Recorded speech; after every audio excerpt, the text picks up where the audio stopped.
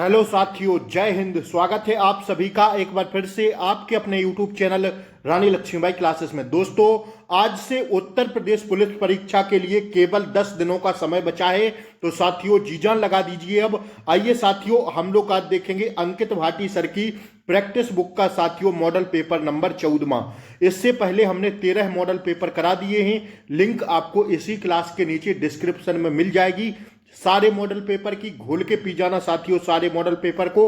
आइए साथियों, आज की क्लास को हम लोग स्टार्ट करेंगे।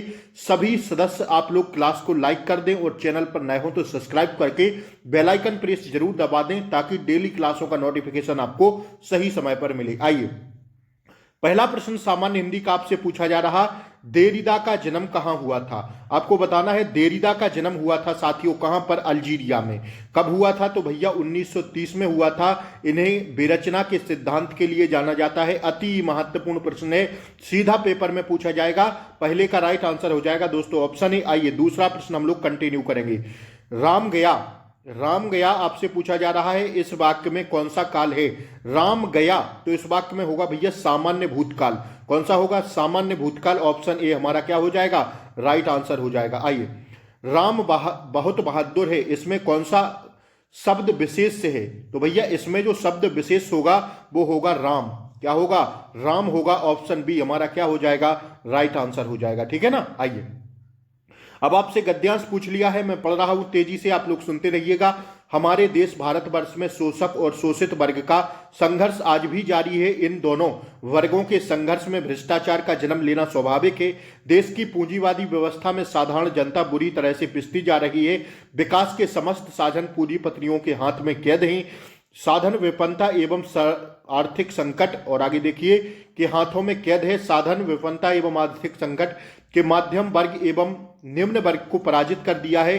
देश का कर्मठ, ईमानदार, बुद्धिजीवी एवं सर्वहारा वर्ग मेहनत की कमाई करके भी 2 जून की रोटी जुटा सकने में असमर्थ है। देश का सारा सरकारी तंत्र स्वास्थ्य लिप्सों के हाथों में फंस चुका है। नौकरशाही निरंकुश होकर भ्रष्टाचार में लिप्त हो गई है। शासन व्यवस्था से, और आगे देखिएगा, शासन व्यवस्था से जुड़ा हुआ हर आदमी स्वास्थ्य केंद्रित हो गया है। हर आदमी अपनी कार्य सिद्धि के लिए उन कथित भ्रष्टाचारियों के साथ देने के लिए विवश है। ईमानदारी एवं नैतिकता के बलबूते कोई भी काम करवाना पाना असंभव है, असंभव ही है साथियों। जो व्यक्ति जितना झूठ बोलकर जी हजूरी करके अनैतिक तरीकों का इस्तेमाल कर अपना काम करवा सकने की समर्थता रखता है, वह आज के युग में उतना सफल व्यक्ति माना जाता है। रिश्वतखोरी की बढ़ती प्रवृत्ति के भ्रष्टाचार और अधिक बढ़ावा दिया वस्तुतः अनैतिक तौर तरीकों से किया गया प्रत्येक कार्य भ्रष्टाचार कहलाएगा। साथियों, आपसे गद्यांश पूछा जाएगा। आपको 3 से 4 प्रश्न गद्यांश से देखने को मिलेंगे। तो आपको साथियों बड़ी ही एकदम साथियों बहुत ही शांतिपूर्वक पूरा गद्यांश पढ़ना है। इसके बाद उसके आंसर देने हैं। हिंदी में 3 से 4 नंबर साथियों आपकी मुट्ठी में रहेंगे, क्योंकि उसी में से छांट कर देना रहता है। ठीक है ना। आइए, किसी प्रवृत्ति ने भ्रष्टाचार को और अधिक बढ़ावा दिया है। तो इसका राइट आंसर है, अभी हम लोग देखें, रिश्वतखोरी ने। किसको बढ़ावा दिया है साथियों, भ्रष्टाचार को किसने, रिश्वतखोरी ने। यही इसका राइट आंसर है। आइए, दूसरा प्रश्न हम लोग देखेंगे साथियों, हमारे देश में किस वर्ग के लोग मेहनत की कमाई से जीविका चलाने में असमर्थ थी। तो 5 का राइट आंसर हो जाएगा मध्यम वर्ग, निम्न वर्ग और सर्वहारा वर्ग, मतलब उपर्युक्त सभी। इसका क्या होगा, राइट आंसर होगा। आइए, नौकरशाही निरंकुश होकर अपने लिप्त हो गई है, क्या किसमें साथियों, तो ऑप्शन सी, भ्रष्टाचार में। ठीक है ना। आइए, अगला प्रश्न देखिए, जब किसी वाक्य की क्रिया के लिंग वचन और पुरुष कर्ता के लिंग वचन और पुरुष के अनुसार हो, तब वाक्य में कौन सा वाच्य होता है। अति महत्वपूर्ण है दोस्तों। तो तब साथियों होता है कृतवाच्य। जब किसी वाक्य की क्रिया लिंग वचन और पुरुष कर्ता के लिंग वचन और पुरुष के अनुसार हो, तब कौन सी क्रिया होती है, तब कौन सा वाच्य होता है साथियों, कृतवाच्य होता है। ऑप्शन बी हमारा क्या है, राइट आंसर है। आइए, इनमें से कौन सा शब्द मूल का अनेकार्थी शब्द है। मूल का आपसे अनेकार्थी शब्द पूछा जा रहा है, तो जड़ होता है। क्या होता है भैया, ऑप्शन बी हमारा क्या होगा, राइट आंसर होगा। आइए, इनमें से शुद्ध वाक्य, शुद्ध शब्द का कौन सा है। शुद्ध शब्द का चयन करना है, तो आशीर्वाद जो लिखा जाता है भैया, वो ऐसे लिखा जाता है। कैसे लिखा जाता है, ऐसे लिखा जाता है। तो हमारा सी आंसर क्या हो जाएगा, राइट आंसर हो जाएगा। ठीक है ना। आइए, अगला प्रश्न है साथियों, हिंदी साहित्य के इतिहास में काल विभाजन का सर्वप्रथम प्रयास इनमें से किसने किया था? तो सर्वप्रथम प्रयास किया था दोस्तों ऑप्शन बी डॉक्टर ग्रियर्सन ने। ठीक है, ग्रियर्सन ने किया था सर्वप्रथम। 10 का राइट आंसर होगा ऑप्शन बी। 11वां प्रश्न आपकी स्क्रीन पर, गर्दन पर सवार होना मुहावरे का अर्थ क्या होगा? तो भैया ऑप्शन बी हो जाएगा गर्दन पर बैठ जाना। सॉरी, ऑप्शन बी, गर्दन पर सवार होना मतलब मुहावरे का अर्थ है पीछा ना छोड़ना। क्या है भैया? पीछा ना छोड़ना। ठीक है, आइए, रोला छंद में कितनी मात्राएं होती हैं? देखिए, चौपाई में होती है 16 मात्राएं। अगर रोला छंद की बात करें तो 24 मात्राएं होती हैं। कितनी मात्राएं होती हैं दोस्तों? ऑप्शन डी हमारा क्या है? राइट आंसर है। 12 का ऑप्शन डी होगा। आइए, इनमें से पांडित्य में प्रयुक्त प्रत्यय कौन सा है? तो हमने कहा था प्रत्यय शब्द के बाद में जुड़ेंगे, उपसर्ग पहले जुड़ेंगे। तो पंडित धन या, ठीक है, यही या होगा। इसमें बाद में प्रत्यय क्या लगेगा? या लगेगा। 13 का राइट आंसर हमारा ऑप्शन ए हो जाएगा। 14वां प्रश्न हम लोग देखेंगे, विद्यापति द्वारा रचित कितने ग्रंथ अवहट्ट में हैं? तो विद्यापति द्वारा कितने ग्रंथ अवहट्ट में हैं साथियों? इसका राइट आंसर होगा कौन सा? ध्यान रखिएगा, ऑप्शन बी, 2 ग्रंथ। ठीक है ना, आइए, इनमें से निजवाचक सर्वनाम का प्रयोग किस वाक्य में हुआ है? निजवाचक सर्वनाम का प्रयोग हुआ है दोस्तों ऑप्शन बी में, यह समस्या मैं आप ही हल कर लूंगा। ठीक है, निज सर्वनाम किस क्या लगा है? निजवाचक सर्वनाम का प्रयोग किस वाक्य में हुआ है? यह समस्या मैं आप ही, अपने आप ही क्या कर लूंगा? हल कर लूंगा। ऑप्शन बी हमारा क्या हो जाएगा दोस्तों? राइट आंसर हो जाएगा। अगला प्रश्न हम लोग देखेंगे। आइए, व्युत्पत्ति के विचार से शब्दों के कितने भेद हैं? तो व्युत्पत्ति के विचार से शब्दों के भेद माने गए हैं दोस्तों 3। ठीक है, कितने भैया? 3। अब आप लोग बताइए कौन कौन से हैं 3, कमेंट बॉक्स में लिखिए। देखते हैं आपकी तैयारी कितनी हद तक हिंदी की सही है। ठीक है ना, व्युत्पत्ति के विचार से शब्दों के कितने भेद हैं? ऑप्शन डी होगा 3 है। आप सभी लोग प्लीज क्लास को लाइक कर दें, चैनल पर नए हो तो सब्सक्राइब करके बेल आइकन वाला प्रेस जरूर दबा दें, क्योंकि अभी थोड़ी देर बाद रीजनिंग की क्लास आएगी, फिर जीएस की क्लास आएगी, फिर हिंदी की क्लास आएगी। सारी क्लासें इस चैनल पर चल रही हैं। आप सभी लोग कृपया करके साथियों चैनल को सब्सक्राइब करें, बेल आइकन प्रेस करना ना भूलें, ताकि उसी से आपको क्लास का नोटिफिकेशन मिलेगा। ठीक है, 17 का राइट आंसर देखिए, क्रिया के संदर्भ में। आप सभी लोग क्लास को लाइक कर दें। ठीक है ना, लाइक जरूर कर दें। क्रिया के संदर्भ में इनमें से कौन सा कथन सत्य है? तो सत्य है जो साथियों क्रिया के संदर्भ में वो होगा आपका, जब कर्ता एक क्रिया समाप्त कर उसी क्षण दूसरी क्रिया में परिवर्त होता है तब पहली क्रिया पूर्वकालिक कहलाती है। तो ऑप्शन सी हमारा क्या हो जाएगा दोस्तों? राइट आंसर हो जाएगा। ठीक है ना, आइए, राग है कि रूप है कि रस है कि जस है कि तन है कि मन है कि प्राण है कि प्यारी है? उपर्युक्त पंक्तियों में कौन सा रस है? तो साथियों अद्भुत रस है। कौन सा है भैया? इसमें राग है पता ही नहीं है, कि रूप है कि रस है कि जस है कि तन है कि मन है कि प्राण है कि प्यारी है? तो उपर्युक्त में कैसा रस होगा साथियों? अद्भुत रस होगा। अद्भुत रस की बात यहां पर हो रही है, तो ऑप्शन सी हमारा क्या हो जाएगा भैया? राइट आंसर हो जाएगा। आइए, इनमें से कुछ उपन्यास की पृष्ठभूमि में भारत विभाजन की त्रासदी है? इनमें से किस उपन्यास की पृष्ठभूमि में भारत विभाजन की त्रासदी है? तो इसका राइट आंसर होगा झूठा सच। किसमें साथियों? झूठा सच में। ठीक है, आइए, 20वां प्रश्न देखेंगे, इनमें से कौन सी बोली आकार बहुला है? बताइए आप लोग फटाक से इसका आंसर, इनमें से कौन सी बोली आकार बहुला है? तो 20 का राइट आंसर हो जाएगा दोस्तों ऑप्शन सी, कौरवी। कौन सी है भैया? कौरवी है। आइए, इनमें से किस वाक्य में क्रियार्थक संज्ञा का प्रयोग हुआ है? तो क्रियार्थक संज्ञा का प्रयोग हुआ है टहलना स्वास्थ्य के लिए अच्छा है। साथियों इसमें किसका प्रयोग हुआ है? क्रियार्थक क्रिया का प्रयोग हुआ है। 21 का राइट आंसर हमारा ऑप्शन ही होगा।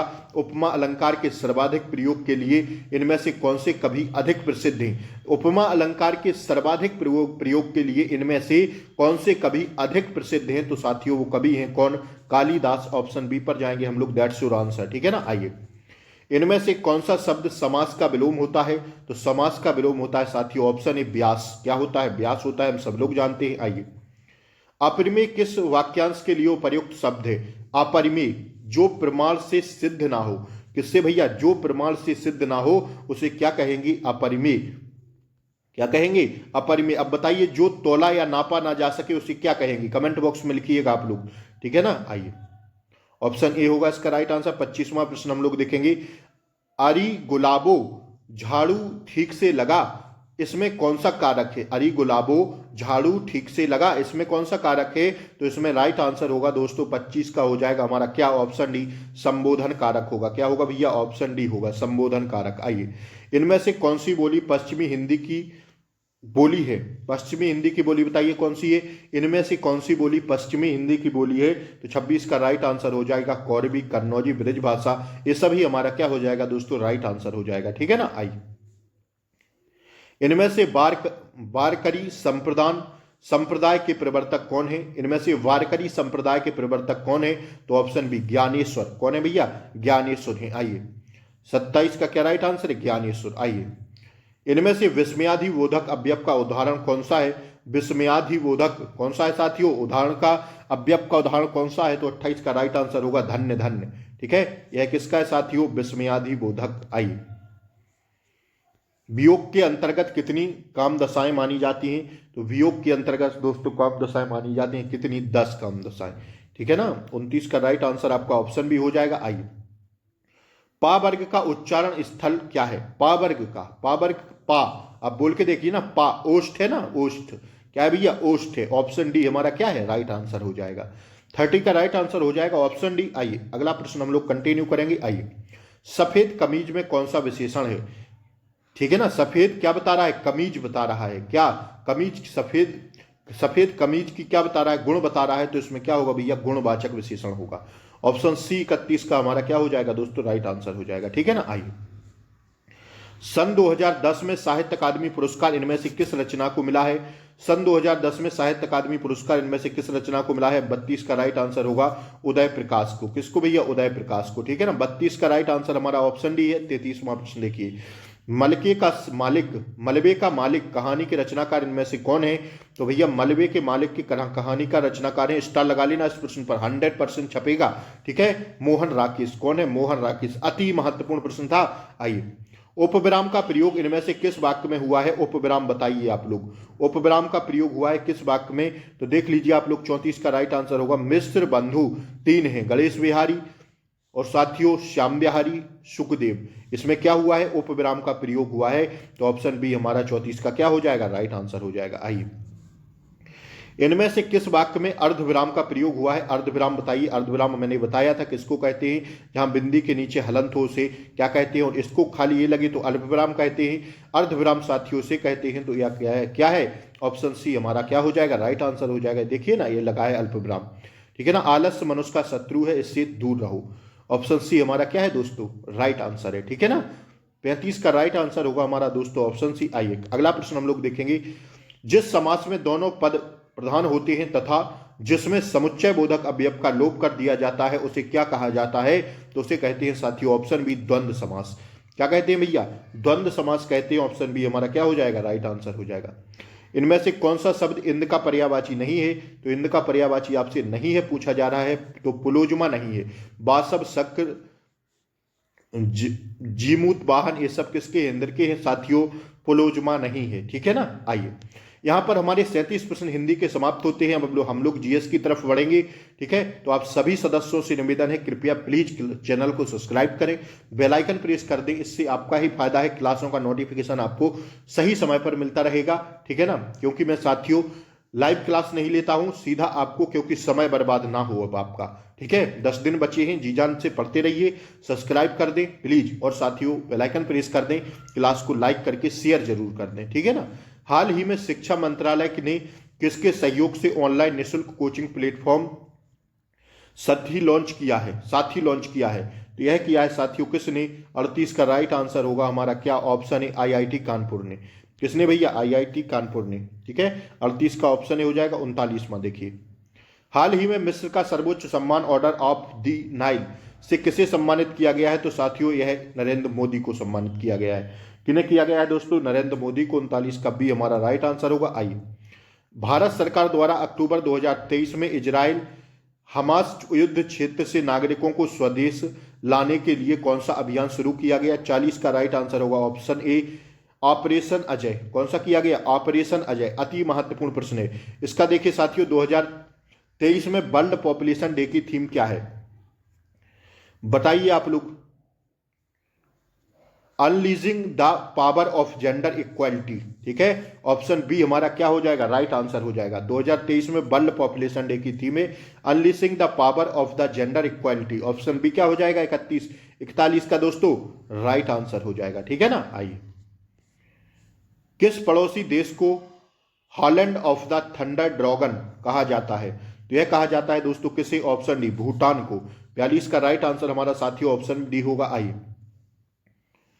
अफ्रीका महाद्वीप का सबसे अधिक आबादी वाला देश निम्नलिखित में से कौन सा है? तो 43 का राइट आंसर होगा नाइजीरिया। कौन सा है भैया? नाइजीरिया है 43 का राइट आंसर। ऑप्शन बी पर जाएंगे हम लोग। आइए, भारतीय मुद्रा में 200 रुपए नोट का आकार क्या है? भारतीय मुद्रा में 200 नहीं 2000 रुपए के नोट का आकार क्या था? अब तो बंद हो गया है, ठीक है ना। तो 44 का राइट आंसर ऑप्शन डी होगा 66 इंटू 166, ठीक है मिमी। ऑप्शन डी होगा भैया इसका राइट आंसर, ठीक है ना। 44 का ऑप्शन डी होगा। आइए, निम्नलिखित देशों में कौन सा आसियान का सदस्य नहीं है? तो इंडोनेशिया है, सिंगापुर है, मलेशिया है, भारत नहीं है, ठीक है ना। आइए, निम्नलिखित में से कौन सा प्रथम कंप्यूटर वायरस है? तो आप लोग बताइए, इसका आंसर ऑप्शन डी हो जाएगा क्रीपर, ठीक है। अति महत्वपूर्ण साथियों यह प्रश्न है, सीधा छपता है कि निम्नलिखित में से कौन सा प्रथम कंप्यूटर वायरस है? क्रीपर, ठीक है ना। आइए,